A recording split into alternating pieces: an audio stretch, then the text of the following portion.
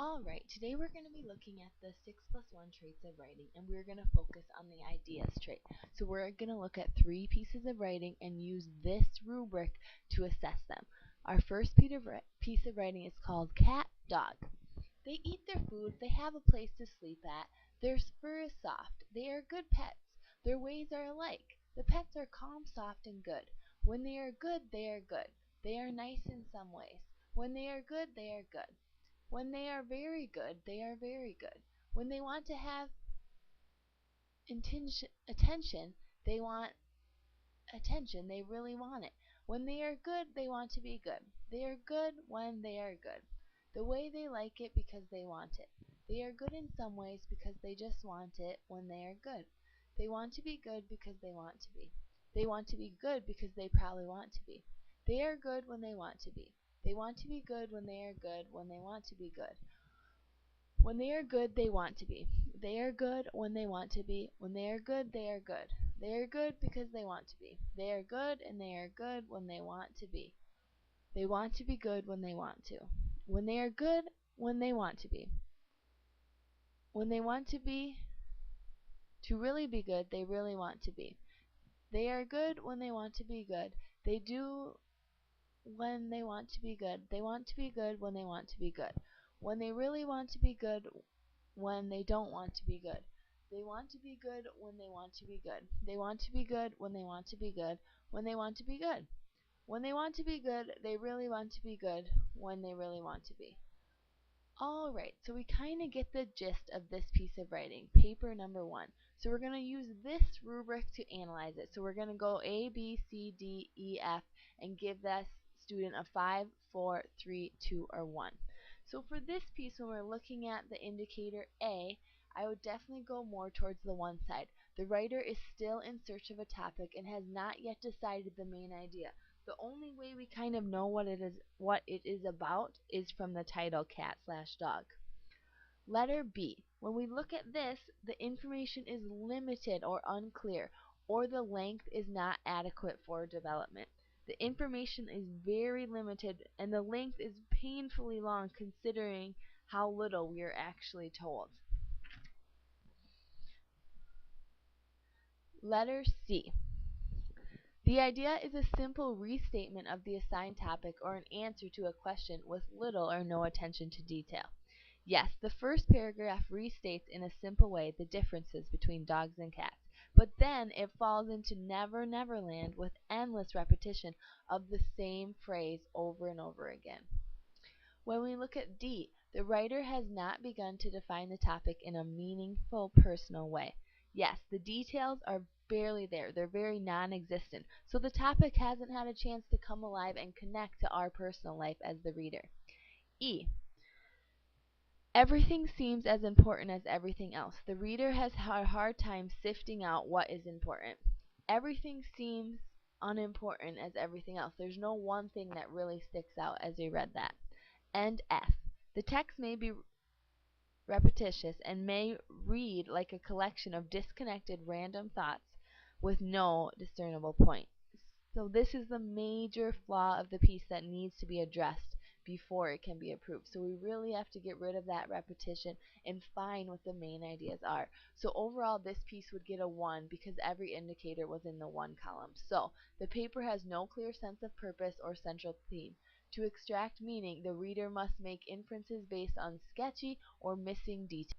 Alright, now we're going to look at paper number 2, Earth. The Earth has lots of meaning to me. I like it because it is where I live, and there are beautiful things in the world like trees, flowers, rocks, and the nature that lives on the earth, mountains, rivers. My grandparents, mom, dad, my pets, and my pet's friends, the governor, my teacher, all my friends, my brother, my cousin, and all the nice people in the world. But the best thing on the earth is my relatives. My relatives are very, very nice. They will do anything for you, and I am glad they are here. I like the nature because that gives the animals a lot of homes, and a river lets the animal get a drink, and the trees, some of them, give food to the animals, and some trees give us food. The mountains are really nice. It is part of nature, and they are pretty big, and they are part of nature and history, like Pikes Peak and the Mount Rushmore with the 4 presidents. Earth has 50 states and about 7 countries, and most of the Earth is water. They're in the Indian Ocean, Atlantic, Pacific, and the Gulf Ocean. And it is important to me because if we didn't have trees, we would die. That is the main reason. Alright, now we're going to look at this idea rubric and help us decide. So after just reading that, I'm kind of in between a 3 and a 1. So we're going to look at both the 3 indicators and the 1 indicators. So the writer is in search of a topic. True. To a degree, it presents us with 2 distinct topics that could be the meat of another draft. You can see topics emerging here. The writer tries to use details to explain the ideas, just not very successfully. So we're kind of right in the middle of these two. So we would give this writer a 2. If we're looking at B, information is limited or unclear. Somewhat true. We get some details, but we're not sure how they all go together. Support is attempted. The writer is beginning to get the hang of explaining with details. The writer has a long journey ahead to master this concept, but an understanding of the need to explain the key points is emerging. So again, kind of right in between a 1 and a 3, so we would give that a 2. C. The idea is a simple restatement of the assigned topic. So this really isn't true. The writer has attempted to give details to explain his thoughts. So we would go to the 3 more for here. Ideas are reasonably clear. So this is partly yes and partly no. The ideas are clear in some places, but it's quite muddy in some of the other places. So again, 2, 3, they're getting closer here, farther away from the 1, but not quite a 3 yet. D. The writer has not begun to define the topic in a meaningful way. So this is not true, so we wouldn't give the writer a 1 here. The writer has difficulty going from general observations to specifics. Okay, right there. Difficulty going from general observations to specifics. Yes, the student writing is one big generality. Taking on a topic such as Earth in a page or 2 is an impossible task. Lots and lots of work is needed here. So the writer really needs some help narrowing the topic so it's easier to manage. E. Everything seems as important, repetitious, disconnected a little bit, but not all the way true. And if we look here, the reader is left with questions. So when I finish that and you finish listening to that, we had a lot of questions. As a reader, I'm not quite sure what the writer is trying to tell me. It's a little bit fuzzy, and there definitely needs to be some more brainstorm and development in this area. And F. The writer generally stays on the topic but does not develop a clear theme. The writer has 2 big ideas going on here, so it is hard to imagine how the governor and the Gulf Ocean could ever intertwine to make one grand statement supporting the theme. So he really has to find his or her theme first and then go from there and use some of the details he's already created. Alright, paper number 3, Zena. Zena, I know just how you feel. I love chocolate-covered marshmallows too, but let me tell you what happened to me. My mom came home from the store one day and let me have a chocolate-covered marshmallow. It was love at first bite. So light, fluffy, chewy, and slipped down my throat like a small piece of heaven. Just thinking about it makes me want to have another one until I recall what happened when I finished my last bag of those squishy delights. My mom told me I could help myself to a few, and before I knew it, the whole bag was gone. My mom called me to dinner, and you know, the last thing I wanted or even cared about was dinner, but you know how mothers are. I had to sit down and take one bite of everything, and after that I had diarrhea, diarrhea, diarrhea. But I was convinced it wasn't the marshmallows. Last fall, my mom brought me all of these cute clothes for my birthday. Shorts, jeans, skirts. So when the weather got warm and I went to put on my new clothes, they didn't fit to my amazement, and not because I had grown too tall. Just because I couldn't even zip them up. But it couldn't be the marshmallows. They're too light and fluffy. In fact, a whole bag of marshmallows doesn't weigh as much as one orange. One day, when I put the tight clothes out of my mind and I grabbed myself some chocolate-covered marshmallows, when I was biting down on one, a sharp, stabbing pain went up my tooth and the side of my head, and whenever I ate, my teeth hurt.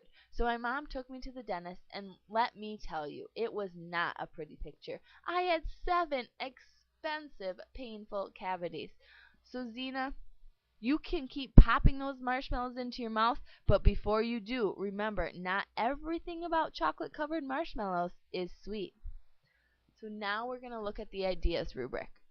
Right away, I'm going towards the 5. So the topic is narrow and manageable. Very true. B. Relevant quality details give the reader important information that goes beyond the obvious and predictable. So the writer's creating a picture for us as we're reading that with tons of details, figurative language in there. C. Its accurate details are present to support the main idea. So the author is not telling us things that do not pertain to the idea that chocolate-covered marshmallows aren't always sweet. D. The writer seems to be writing from knowledge or experience. The ideas are fresh and original. So she or he's not copying any of this. It's coming right from personal experiences. E. The writer's questions are anticipated and answered. So as we're reading, we wonder what's going to happen next, and the writer makes sure to address all that. Insight, an understanding of life and a knack for picking out what is significant, is an indicator of high-level performance, though not required. So this is just an extra bonus. The writer never wavers from the topic. Each anecdote or story adds relevant information until the big crescendo at the end. The details are unique and appropriate to the writer's experience. Each situation she talks about, from her clothes getting too tight to the dreadful dentist experience, adds credibility to her thesis. As a reader, I feel that my questions were answered within the context of the text, and therefore I'm left feeling that the piece is complete. Wow. The writer nails this topic. She writes clearly on the topic in such a short space, and it is important for the writer to understand why her piece works so well, just as important for the writer whose work may not be working as well. So this is very positive piece. It's awesome to look at. So I hope this helps you write your piece and helps you analyze your writing for ideas. All right, remember to ask questions. Thanks.